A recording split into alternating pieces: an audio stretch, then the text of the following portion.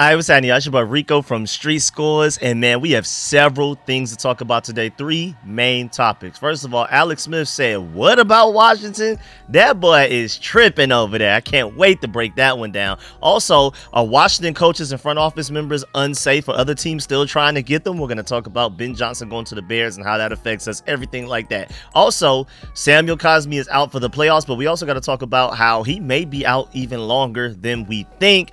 We're going to talk about who's going to replace him potentially and everything like that. But before we get into everything, y'all know I got my trivia, and technically I'm counting this since it's like late at night, like 2 a.m. while I'm recording this. I'm gonna count this as January 20th, even though this video will come out January 21st. The trivia is, who scored more touchdowns, 90, than any other player in Washington history? I'll give y'all the answer at the end of the video. But before we dive into everything, make sure you stiff arm that like button, stiff arm the subscription button, and stiff arm the bell next to that subscription button so you get notification each and every time I release an informative and opinionated video just like this one. Make sure you stay tuned to all of the content. Shouts out to everybody that pulled up to the live stream. We were having so much fun. The call-in show afterwards and everything was great. And of course, I will be live streaming and doing play-by-play analysis and breakdowns for this upcoming Eagles rematch again. Let's go to a Super Bowl, boys. But let's go ahead and dive into this video right now. Let's get it. Adam.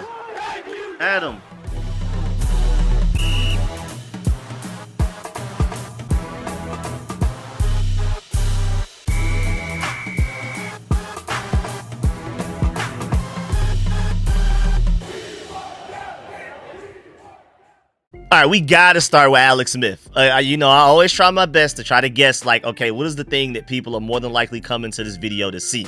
I'm assuming most people probably clicked on this video for Alex Smith. We'll talk about that first.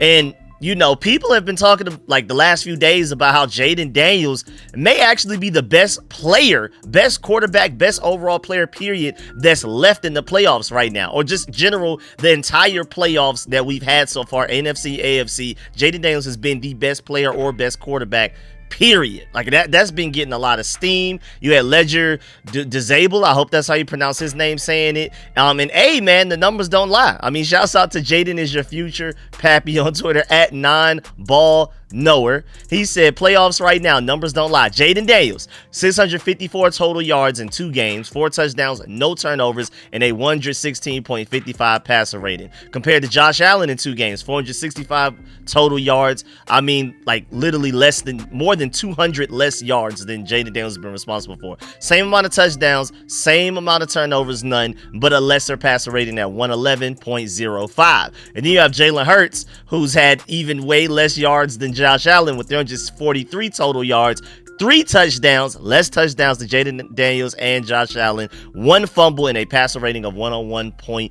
You can easily argue that Jayden Daniels has been playing like the best quarterback, at least out of all of the quarterbacks that are still remaining, which would automatically make him the best quarterback of out of the entire playoffs, because all of these guys that are left are more than likely the reason their teams are still here because their quarterbacks are playing really well. And listen to this stat right here. Jayden Daniels this postseason ranks among remaining quarterbacks right now. Passer rating, first. Touchdown to interception ratio, first. Tied with Josh Allen, I believe. Passing yards per game, 283.5, first. Yards per pass, 8.6.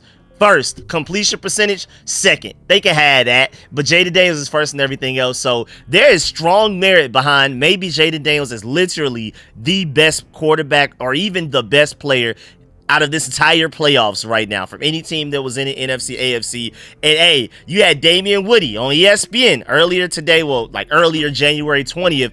I mean, ready to boot up for that boy Jayden Daniels. I mean, he got passionate. He was talking over people. He literally said his point. Jayden Daniels is the best quarterback in the playoffs that's left. And like, he was yelling over people. He said, I dare anybody to go against that. And you had Dan Orlovsky, Alex Smith trying to hate, and then Louis Riddick was kind of in the middle, but leaning more towards Damian Woody and everything, but he wasn't playing. I mean, he said literally, quote, he's the best quarterback in these playoffs right now. I dare anyone to challenge me on that, unquote. And he was passionate about it. He was standing basically, you know, figuratively on the table for Jayden Daniels as if he was like a Commanders fan. And he meant that with every fiber of his body.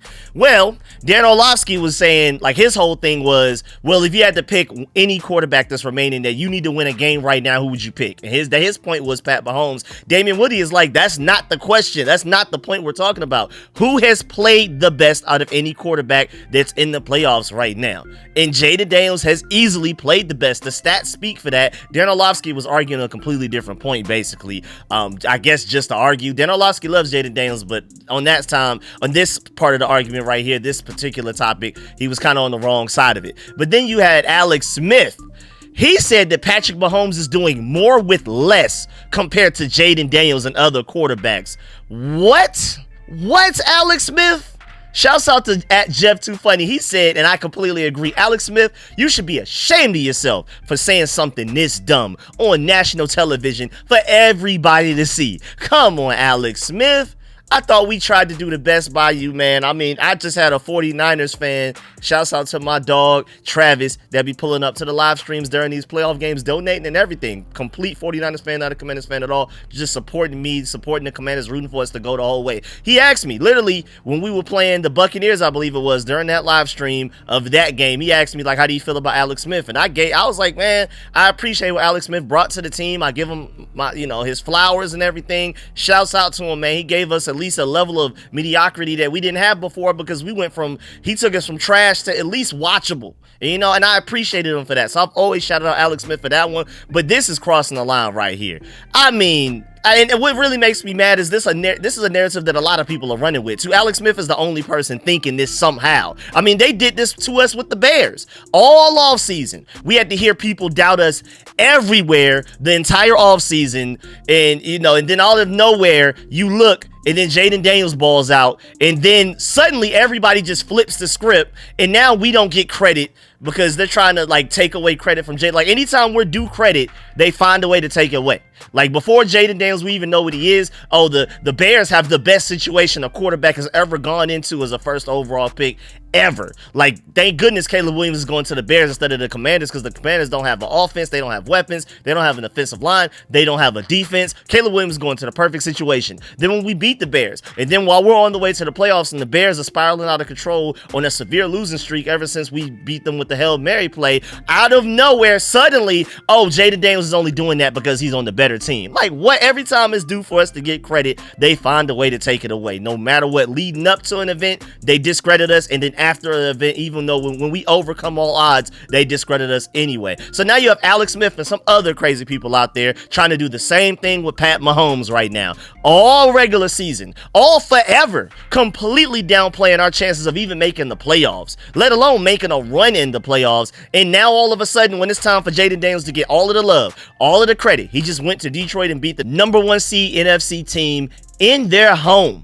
And I mean, 14 points, man, and it should have been even more than that if the refs didn't give the Detroit Lions a free 7 points. Really dismantled them boys. You know what I'm saying? And when it's time for everybody, there should be no opposing thought or opinion here. This should be the one thing that all sports people can come together and unanimously say, Jayden Daniels is balling. But you always have a random outlier. No matter how obvious the opinion should be, no matter how obvious the answer is, there's always going to at least be that one person that for some crazy reason disagrees. There's always some contrarian somewhere. So now they flipped the script on this one, and now suddenly our team went from awful to great. Now, all of the free agents that we signed, people, Austin Eckler, old, Zach Ertz, old, Bobby Wagner, old. Why did they even do that? This team is not setting up for a quarterback for them to draft to be good. And then now suddenly, oh look, he has Bobby Wagner, Austin Eckler, and Zach Ertz. Of course he should. I just hate how everybody's flipping the script right now.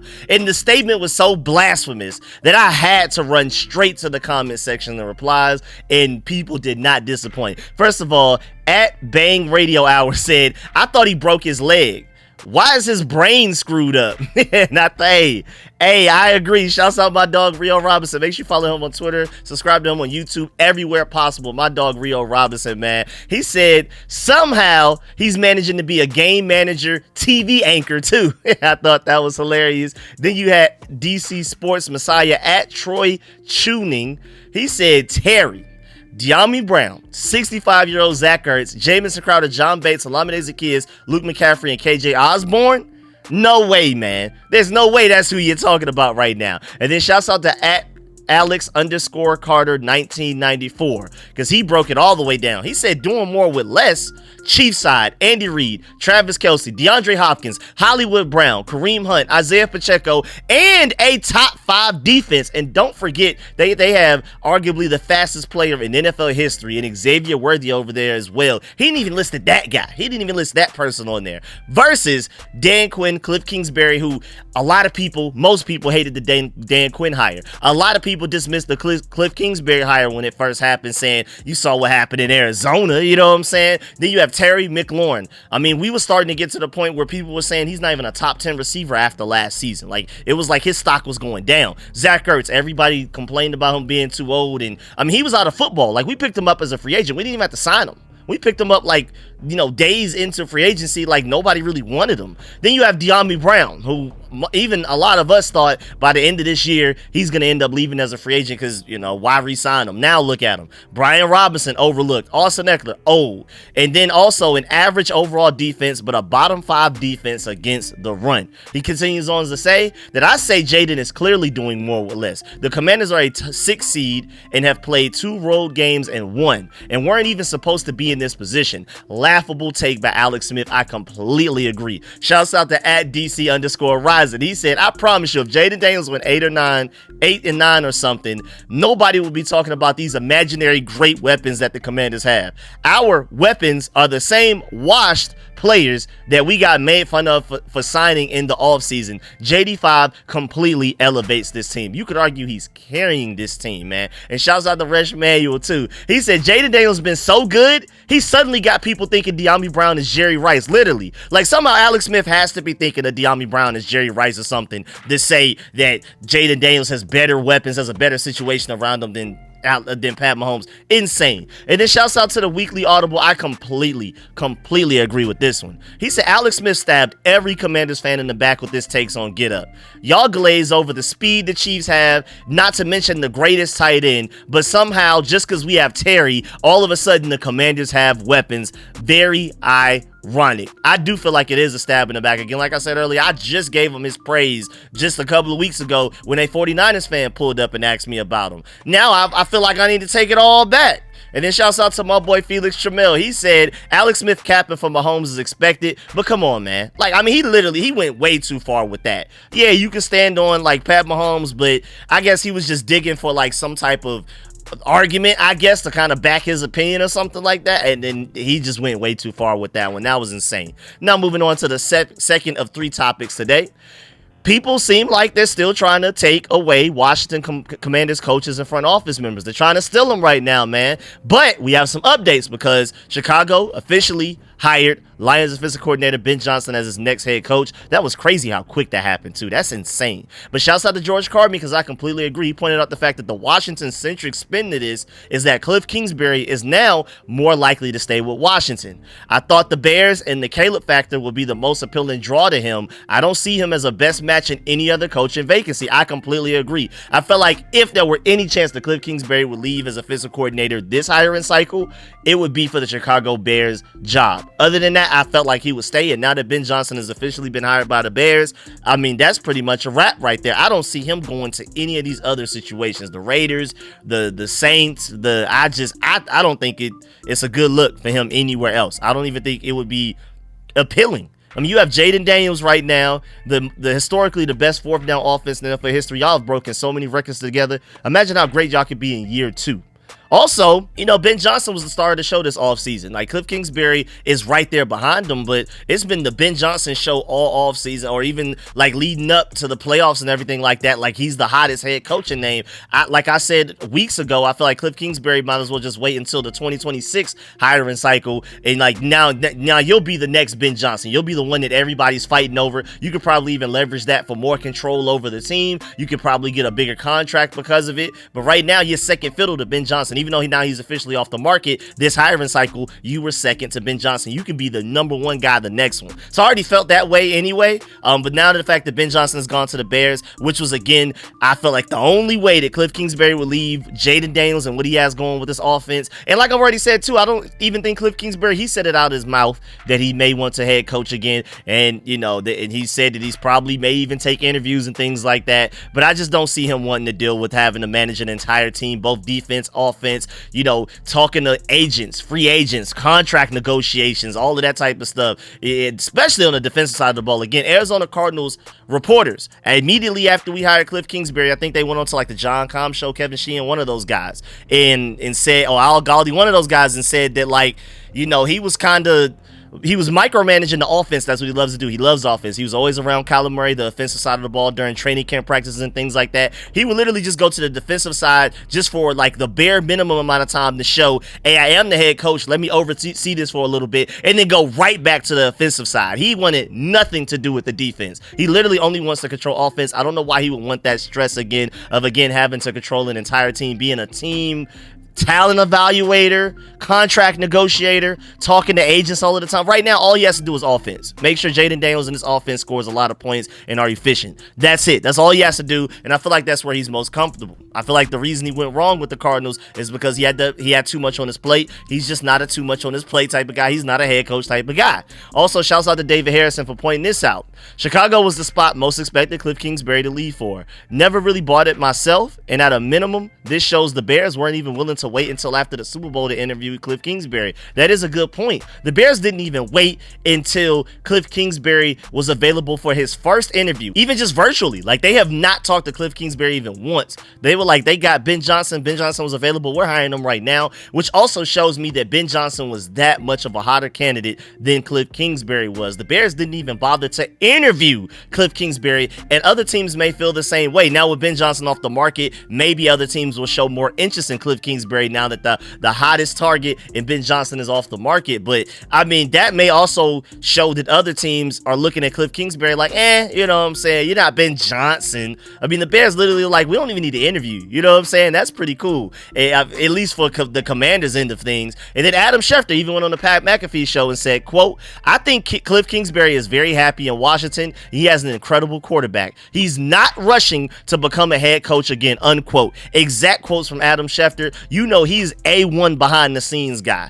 If he says that, I believe it. So he said, he didn't even like guess, or he said, I'm thinking that he doesn't want to become, he said literally, he's not rushing to become a head coach again. So maybe he will eventually leave, maybe, but I don't think it will be right now. I think we at least get the 2025 season and postseason with Cliff Kingsbury. Also, shouts out to @MySportsUpdate, because I agree with this too. I thought this too. This was crazy.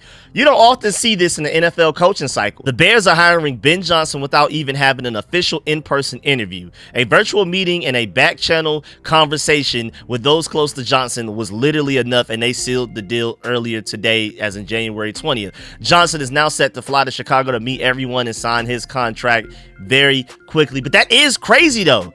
They never met with him in person, only virtually, and they're like, you're hired. Like, that's insane stuff. First of all, you already have Bomani Jones as a recent Lions fan saying, yo, don't anybody hire him as a head coach. He overthinks things. He does too much in bad situations. He's a genius. He's a great offensive coordinator, but do not hire him as a head coach. And then you see the Bears that thirsty. I'm telling you, if this ends up not working out, everybody's going to come back to the fact that the Bears didn't even give anybody else a chance. Didn't even give Cliff Kingsbury an interview. Watch down the road, see what happens. We'll come back to this. Just remember this. Also, shouts out to Devoted to Detroit.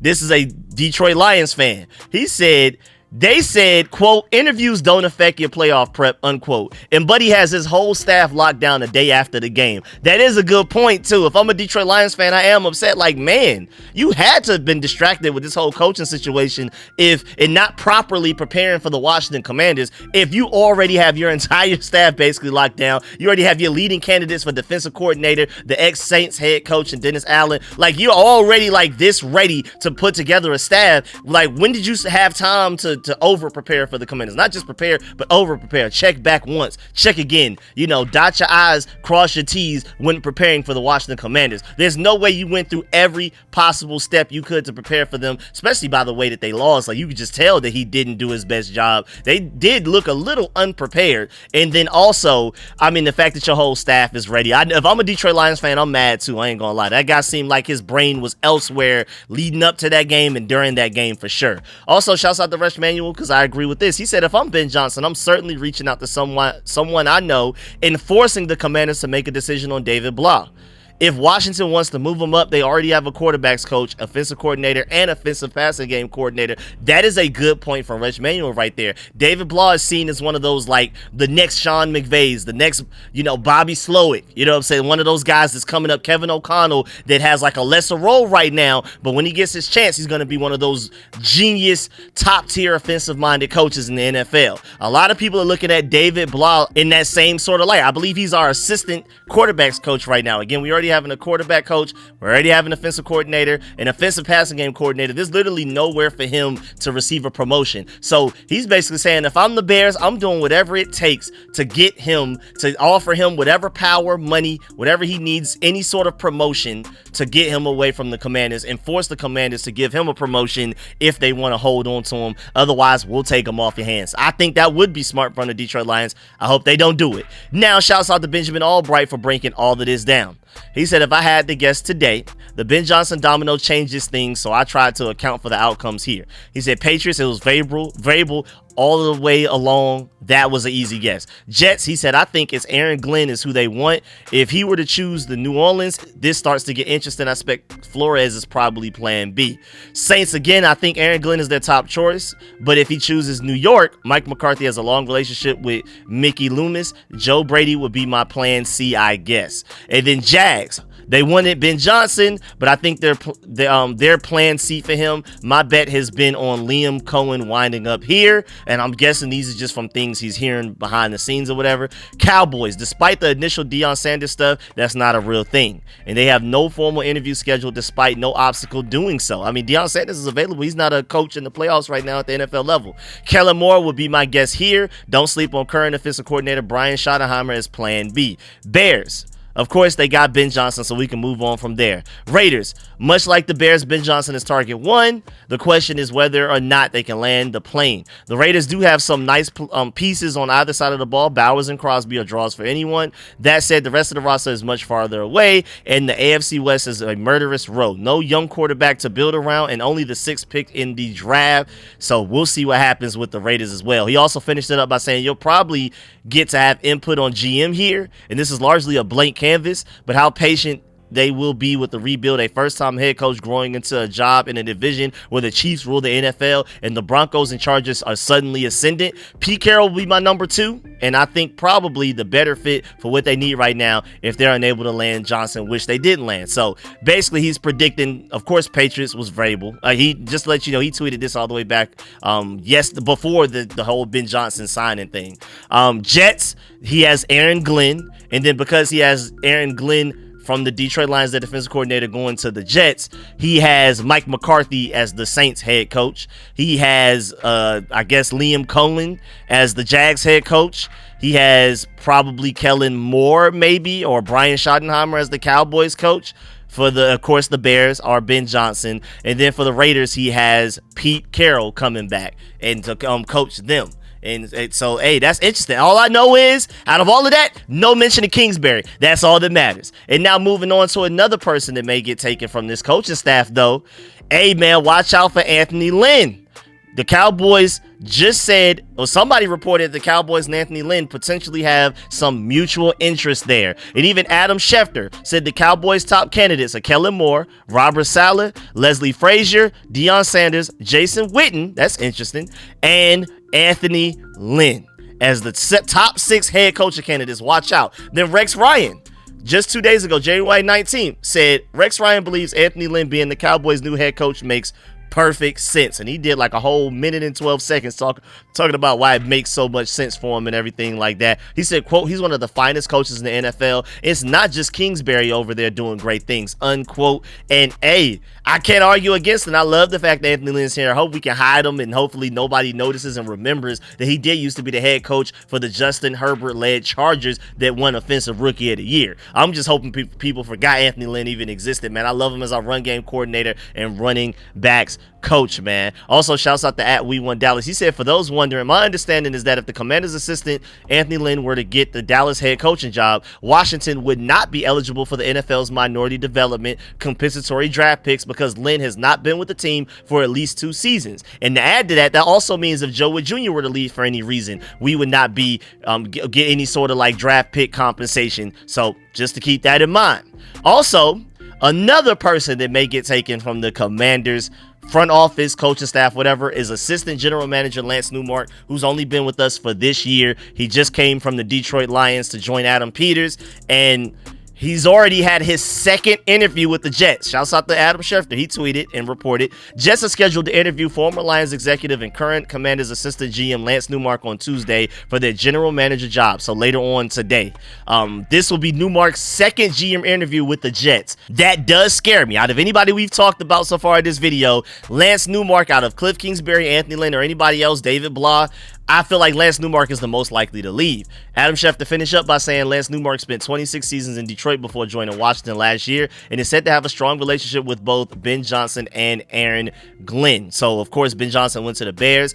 I'm thinking that he would more than likely follow Aaron Glenn to the Jets than follow Ben Johnson to the Bears. And Bobby Gold said if he takes that job, he's not as smart as I think he is, because that Jet situation is really ugly. But Mark Bullock said, I don't know. Newmark isn't the hottest GM name. He's not like Peters that could afford to turn down a bunch of jobs. He was in Detroit for 26 years. He might feel like this is his only shot. Ideally, I think he won a better situation than the Jets job, but he's taking a second interview, so maybe there's something there. And I completely agree. Lance Newmark is not the hottest name on the market. If somebody's offering him a full-time general manager job, you run the show, you have to hop on that, especially if you're going to have your former defensive coordinator for the Detroit Lions going there with you. Y'all already have that chemistry. Y'all already know each other like the back of y'all hands. I could see that working out. So just watch out for Lance Newmark, man. Really, really watch out for that one. That one is the one that's most likely to leave this organization out of any coaching staff or anybody like that. Now, moving on to the third and final part of this video. Of course, I know I'm late. I've just been super busy like the last 48 hours. But of course, a lot of y'all have already heard that Samuel Cosmi is super duper hurt. I mean, we saw him get hurt against the Lions on that touchdown play, which sucked too. It was such a great result. But then right afterwards, we noticed that Samuel Cosmi was on the ground bad. And he got chopped from behind really bad. So you already knew the injury was bad. But I didn't know it was a torn ACL. I mean, Ian Rappaport came and tweeted, January 19th at 12 p.m., Commander standout guard Samuel Cosmi, hey, don't forget the Pro Bowl now, who left Saturday's win with a knee injury, will have an MRI this morning, but sources describe the injury as potentially serious, and Cosmi will almost certainly miss next week and beyond if Washington advances. Then they came out and let us know that it was officially a torn ACL. And then shouts out to Samuel Cosmi. I feel so bad for him, man. He's been on this team and we've been so trash for so long, and then we're finally going on this amazing run, and then he tears an ACL, and it's not even his fault. Somebody fell on his leg on a touchdown play. Super random and unpredictable, just insane stuff. So he went to Instagram and put up, quote, knocked down but never knocked out. What a dream this season has been for me. To see the DMV full of pride after years of waiting has brought me so much joy. Getting to play alongside my brothers every day, fighting for something bigger than myself, is something I'm incredibly grateful for. I am heartbroken my season got cut short, but I know our journey isn't done yet. Go win it all, boys, unquote. And honestly, man, that almost made me tear up, man, knowing what he comes from, knowing what this moment means to him and everybody on that team, man. And then the fact that he's rooting for them to go finish it. Like, hey, man, do it for Cosmi may need to be a hashtag. I ain't gonna lie. I may start that. Do it for Cosmi, dog. I may start tweeting that, man, because that's our spirit now. Like, hey, when in doubt, Cosmi, hey, man, we got to do it for him. If you don't do it for anybody else, do it for him, because he's been here for him. Like, guys like him, Tressway, Terry McLaurin. Now, granted, Tressway and Terry McLaurin have been here way longer than him, but still, these guys have seen it all, the ugly. Jonathan Allen, Deron Payne, and for us finally have a spark of excellence and finally showing some potential to go to a Super Bowl, win a Super Bowl. Now he's hurt. I feel real bad for him. But another reason that, I mean, we're gonna definitely miss this guy. I mean, now granted, he didn't end up having like an all-pro level season that I predicted coming into this season, but he was still really good. Most importantly, he was really good against the Lions in the playoffs when it mattered most. Look at this graphic right here. These are all of the offensive linemen that didn't allow a single pressure in the divisional round. You have Creed Humphrey of the Chiefs, Deion Dawkins of the Bills, Connor McGovern of the Bills, and then Trent Scott, who came in place of Samuel Cosmi. We're going to talk about him soon. And then Samuel Cosmi himself. All of these guys that you see on the screen right now, none of them allowed a single pressure in their playoff games, the divisional round playoff games from this past weekend. We are going to miss Samuel Cosmi for sure, especially preparing to go up against these Eagles, man. Y'all already know, man, they got my Georgia Bulldogs over there, and that boy Jalen Carter ain't no joke. Jordan Davis, when he does play, very sparingly, but when he does, it's serious too, man. That interior defensive line, man, we got to be ready. And shouts out to Nick Ackridge. He brings up a good point. I have two opposing points. We have Nick Ackridge first, and then we have @We1Dallas second. Let me know which side you agree with. Nick Ackridge said this is a huge problem. Having Cosmi allowed them to not slide the line to Carter every single time and trust him to hold up one-on-one. You don't have the luxury anymore, and if you don't double Carter, he will wreck the game. Good point. But on the other side, We1Dallas said, hear me out. Cosmi is a significant loss. No denying that. But theoretically, I think I'd rather us game plan for targeting and doubling Carter than just hoping Cosmi holds up against him one-on-one. It's not like that worked particularly well the first two games we played them this season.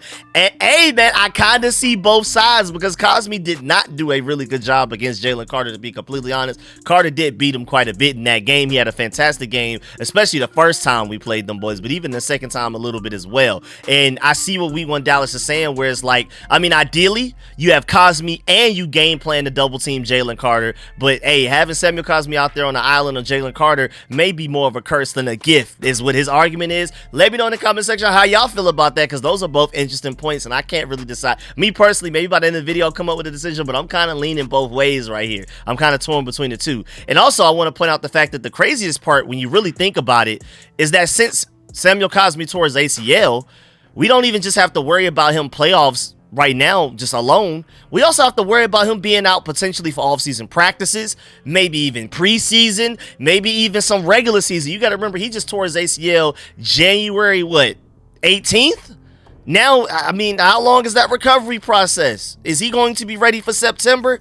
I'm not 100% sure. And even if he is ready by September, highly doubt this man will be like fully healthy and ready to go in football, perfect NFL shape. He may be a little rusty the first few weeks, even if he is available to play. So this is a tough thing for the Washington Commanders, a pretty big blow, but we're gonna have to adjust our offseason towards it. We're gonna have to figure out what we're gonna do in the offseason, but maybe we have an answer on roster. Remember, Trent Scott filled in for Samuel Cosmi and allowed 0 pressures in like the almost half of football that he played, so maybe Trent Scott's ready to step up. But during the Lions game, as soon as Samuel Cosmi got hurt, and I was assuming that we would either, one, sub in backup center Michael Dieter into the right guard spot where Samuel Cosmi was, or two, move Andrew Wiley from right tackle back to right guard where he used to be for the Chiefs, and then put Cornelius Lucas in at right tackle. But instead, they actually chose to put career tackle Trent Scott in at guard. He played the best game I've ever seen him play since he's gotten here. Maybe he's just a way better guard than tackle. We've been playing him out of position this whole time because he has been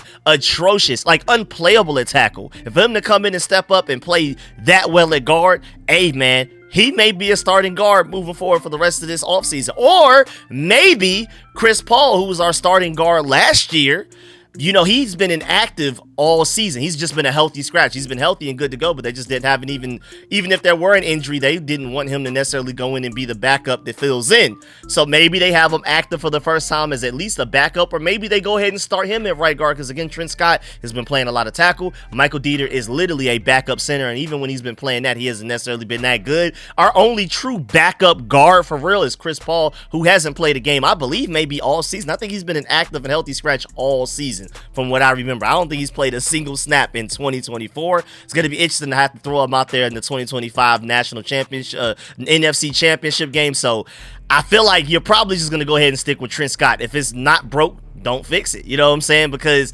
Trent Scott actually filled in pretty well there. But now we also, going back to the torn ACL thing and how long this recovery may be, I mean, we got to start thinking and planning on, like, what are we going to do for next season? You know what I'm saying? I don't want to look too far ahead because we have the Eagles up next, and then we have a Super Bowl after that, after we beat the Eagles and everything like that.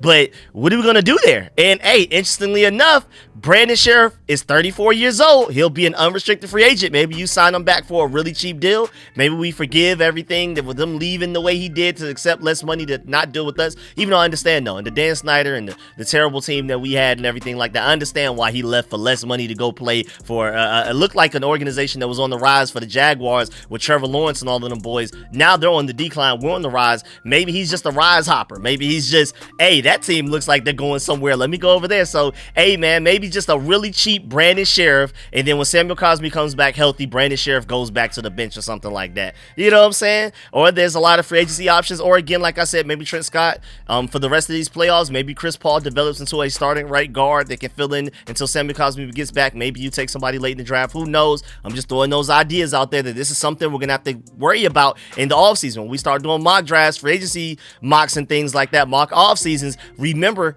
right guard. When you're thinking about running back, you're thinking about an elite edge rusher, you're thinking about maybe another corner, definitely a receiver. Remember right guard now with that injury. It's not just because of personnel, it's because of health issues as well. Also, before we get up out of here, one last thing. Shouts out to Jeff McLean for pointing this out. Tickets for the Eagles Commanders NFC Championship game at Lincoln Financial Field will go on sale Tuesday, 10 a.m. So that I'm late. I'm sorry for that. But just in case, if you haven't gotten them yet, if you wanted to know, they are available now. Tickets can only be purchased online at Ticketmaster.com. There's a 4-ticket limit per household, and all tickets will be available on first come, first serve basis, of course. Just to give y'all a heads up, I know I'm late, I'm sorry, but I really hope y'all are able to get y'all tickets. Actually, no, I'm not late. No, Tuesday at 10 a.m. I keep forgetting we're a day before because it feels like we played Sunday, but we really played Saturday. So actually, hey, I'm ahead. So remember, 10 a.m. For those of y'all that are watching this, probably a lot of y'all will end up watching this after 10 a.m. But either way, hey, man, don't say I told you so. Don't say I didn't tell you so. Yeah, make sure you look out. If you want to go get tickets to that game, go to Philadelphia and everything like that. It opens at 10 a.m. So just like when certain, shoes drop, you got to be ready, man. Y'all better be on it. Y'all better be sitting there at 9:45 refreshing for the last 15 minutes or something like that. But yeah, man, that's the end of this video. Please get in the comment section. Let me know if you love everything discussed in the video. Please step on that like button, step on the subscription button, step on the bell next to that subscription button so you get notification each and every time I release an informative and opinion video just like this one. If you made it this far in the video, I salute you. I really appreciate you. And just to let you know, the answer to that trivia question from earlier, because again, that was technically a January 20th trivia question. I will give y'all another trivia question tomorrow, as in Tuesday, like later on today, when I do another video. But the answer to that question was wide receiver and running back Charlie Taylor, 1964 to 1977. Now, that's actually a pretty good trivia question. A lot of the other ones we've been doing so far this year have been pretty easy to guess, like a whole bunch of 2022 questions and all types of stuff like that. I'm happy that they finally gave us one that maybe not everybody's going to know the answer to. I'm pretty sure a lot of y'all are going to get it right. Salute to all of y'all to get it right off rip before I even give you the answer. That's a big salute, because I wouldn't have gotten that one. I'm not going to lie, but that's just also because it's beyond my years. I wasn't alive to see any of that type of stuff. I wasn't alive to see any of our Super Bowls or anything like that. So, I've had to go back and catch up and watch highlights, but I wasn't there. But either way, though, make sure y'all let me know in the comment section how you feel about the Alex Smith situation, especially. Let me know how you feel about our people trying to steal our coaches and front office guys, and let me know how you feel about the Cosmi situation as well. And who would you want to replace Cosmi potentially if we needed to bring in somebody to fill in for him until he's healthy next season? Like whether it be a Brandon Sheriff, maybe another free agent, maybe somebody later in the draft, not like a first 3-round pick, but maybe rounds 4 through 7, you find a guy there. Maybe Chris Paul already on the roster. Maybe you trust Trent Scott. Trent Scott, hey man, this may be your opportunity to audition for the starting right guard spot, at least, even if not for us, maybe for another team. This is your moment, so step up and play well against Jalen Carter. I promise you, you're going to get paid this offseason. So let me know how you feel about all of that, and I really appreciate y'all. Make sure you leave a like on the way out. I'm gonna catch y'all later. I'm out.